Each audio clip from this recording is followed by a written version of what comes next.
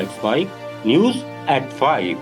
NEET UG परीक्षा में paper leak विवाद और परीक्षा रद्द होने के बाद बढ़े मानसिक तनाव के कारण देश भर में अब तक कुल 5 छात्रों के आत्महत्या करने की खबरें सामने आ चुकी हैं। इनमें कर्नाटक के कलबुर्गी की भाग्यश्री पाटिल, राजस्थान में सीकर के प्रदीप मेघवाल, उत्तर प्रदेश में लखीमपुर खीरी के ऋतिक मिश्रा, दिल्ली के आजादपुर की अंशिका पांडे और गोवा का एक छात्र शामिल है। दूसरी तरफ नीट यूजी पेपर लीक मामले पर एनएसयूआई का देशव्यापी प्रदर्शनों का सिलसिला जारी है। परीक्षा रद्द हो चुकी है और 21 जून को दोबारा परीक्षा प्रस्तावित है, लेकिन विपक्ष इस मुद्दे पर भाजपा सरकार को लगातार घेर रहा है और केंद्रीय शिक्षा मंत्री के इस्तीफे की मांग पर हमलावर है। कांग्रेस नेता राहुल गांधी ने प्रदर्शन का वीडियो सोशल मीडिया पर साझा करते हुए लिखा कि 22 लाख छात्रों का भविष्य दांव पर लगा हुआ है, फिर भी प्रधानमंत्री मौन साधे हुए हैं।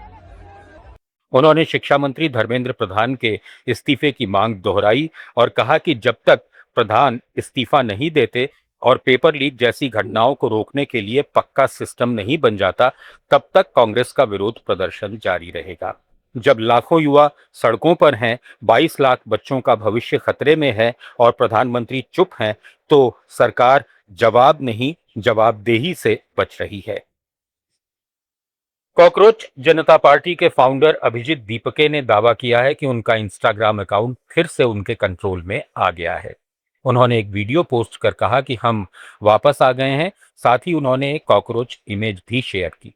अभिजीत ने एक्स पर फॉलोअर्स का डेटा शेयर करते हुए सवाल उठाया कि जब उनके 94% से ज्यादा फॉलोअर्स भारत के हैं, तो केंद्रीय मंत्री किरेन रिजिजू ने भारतीय युवाओं को पाकिस्तानी क्यों बताया।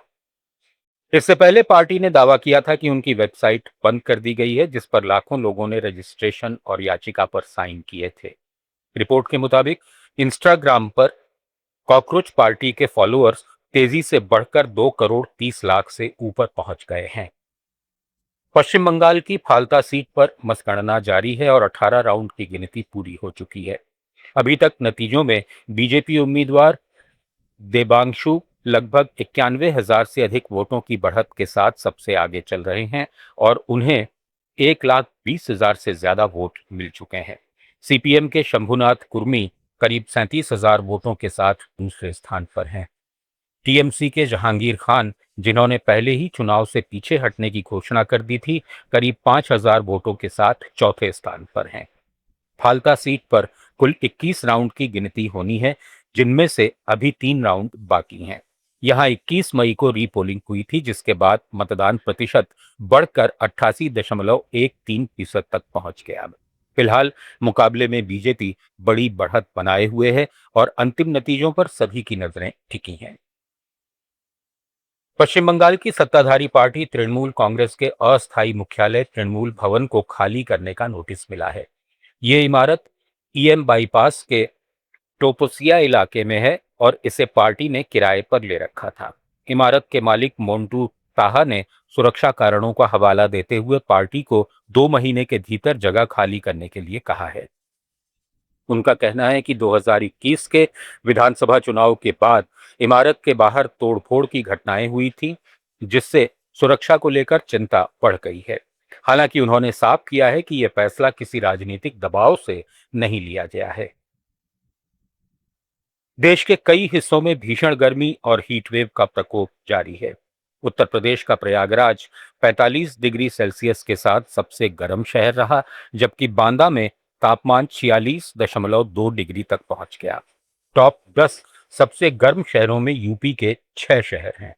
मध्य प्रदेश, राजस्थान, बिहार, गुजरात और महाराष्ट्र के कई इलाकों में तापमान 45 डिग्री सेल्सियस से ऊपर दर्ज किया जा रहा है। महाराष्ट्र के ब्रह्मपुरी में तापमान 47.1 डिग्री तक पहुंच गया।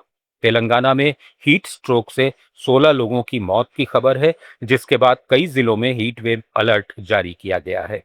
मौसम विभाग ने लोगों को दोपहर 11 से 4 बजे तक घर के अंदर रहने की सलाह दी है। न्यूज एट 5 में फिलहाल इतना ही। जुड़े रहिए लेट्स माइक के साथ।